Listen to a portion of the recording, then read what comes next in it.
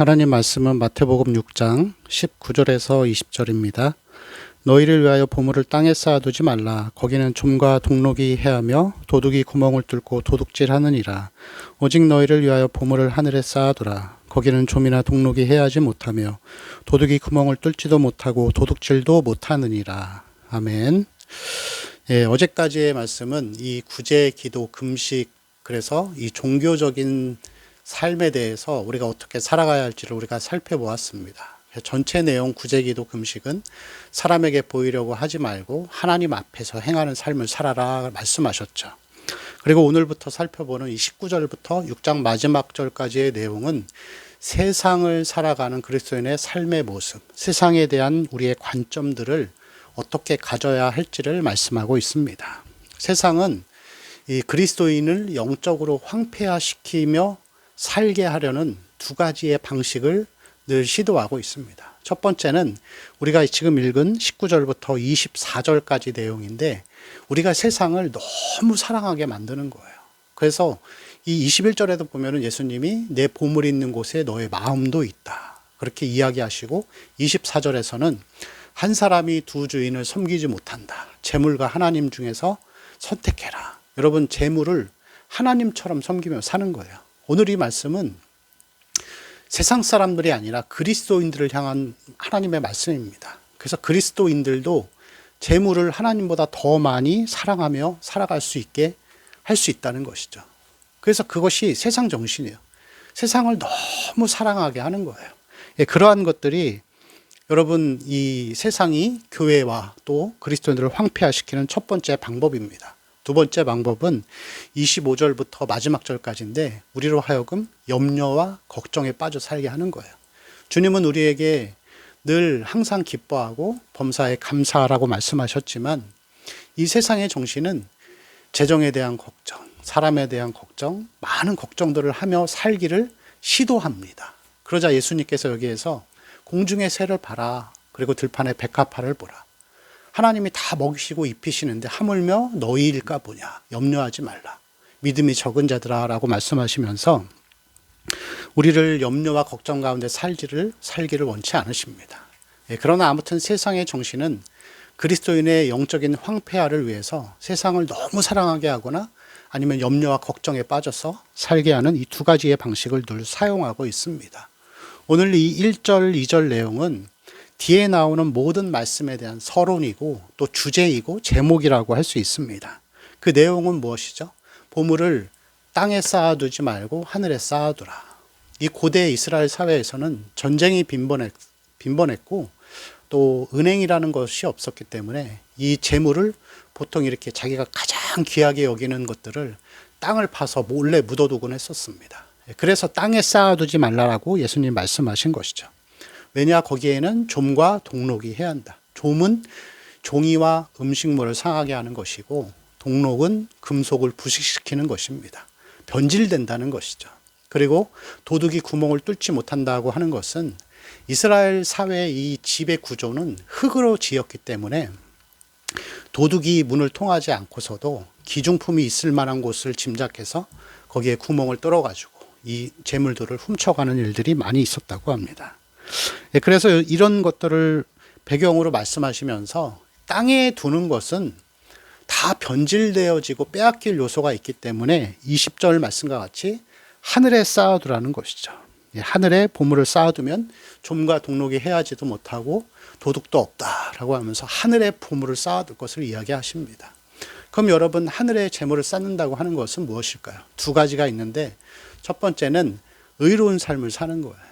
우리가 그리스도인으로서 세상 사람들과 같이 재물을 위해 살지 않고 온전히 성령의 열매를 맺는 삶, 온유와 절제와 사랑과 희락과 화평과 이러한 내적인 결실들을 맺어가는 것. 팔복의 말씀과 같이 우리 마음을 계속 심령이 가난하게 비워내고 온유한 자의 성품을 가져가는 것들. 시간이 지날수록 내적인 거룩함을 잃어가는 것이 보물을 하늘에 쌓아두는 것입니다. 그리고 두 번째는 이 구제하는 삶이죠. 나누는 삶. 이 봉사하는 삶, 그런 것들을 이야기합니다.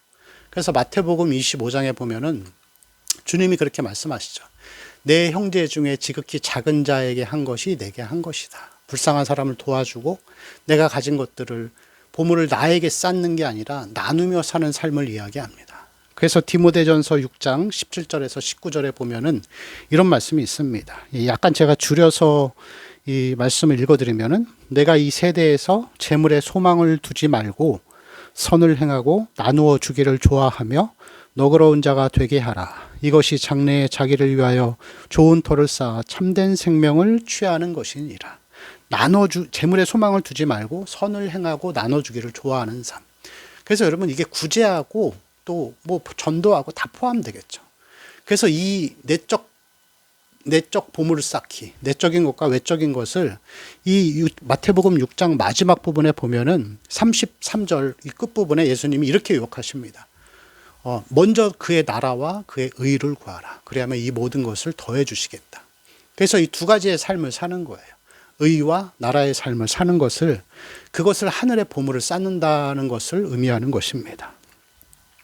여러분, 그리스도인들 가운데에서도 하나님을 섬긴다고 하면서도 그냥 세상 것이 너무 좋아서 아니면 염려와 근심에 빠져서 사는 사람들이 굉장히 많을 것입니다. 그러나 여러분, 우리는 어떤 사람인지를 잘 기억하고 내 것을 쌓는 일에 집중하기보다 하늘에 쌓기 위해서 나누고 또 거룩한 삶을 살아가는 그런 성도의 삶이 되어야 할 줄로 믿습니다. 우리가 그렇게 하늘의 보물을 쌓기 위한 삶을 살기 위해서 두 가지의 방식이 있습니다. 하나는, 첫 번째는 우리의 거듭남, 구원의 의미가 뭔지를 늘 기억하고 인식하는 것입니다. 그래서 우리는 거듭났다라고 하는 것은 하나님께서 우리를 값주고 사신 거예요. 우리는 하나님 소유입니다. 하나님은 주인이고 우리는 종이기 때문에 내가 가진 모든 것들, 내 재물, 내 어떤 자녀들, 그리고 뭐 나의 건강, 나의 육신, 나의 은사, 모든 것들은 다 하나님의 소유입니다. 그리고 우리는 나를 위해 사는 자가 아니라 주인을 위한 목적으로 다시 지음받은 자들입니다. 그래서 항상 여러분, 하나님 앞에서 하나님의 목적을 위해 내가 살아가는 그것이 거듭남의 의미라는 것을 늘 기억하며 살아가는 것이죠. 두 번째는 우리의 신분의식입니다. 우리는 이 땅에서 어떤 사람들이죠? 이 성경의 표현들을 보면은 우리는 나그네이고 여행자입니다. 나그네와 여행자는 여행을 갔다 오면 집에 와서 그런 소리를 하죠. 집이 제일 좋다. 집이 제일 편하다. 우리는 이 땅에서 잠시 거쳐가는 자들입니다.